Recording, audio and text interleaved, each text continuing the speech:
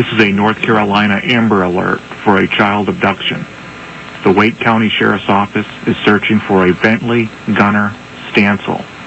Bentley is a 9-year-old white male, approximately 4 feet 7 inches tall, weighing 75 pounds. He has brown hair and hazel eyes. Bentley was last seen wearing a long-sleeve black hoodie, a black school backpack, blue jeans, and black and white sneakers. The abductor is unknown. Bentley was last seen traveling east on Wendell Boulevard on foot from the Hardee's restaurant in Wendell.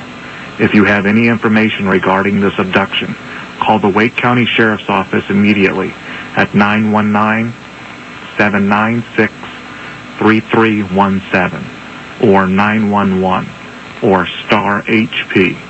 This is an Amber Alert.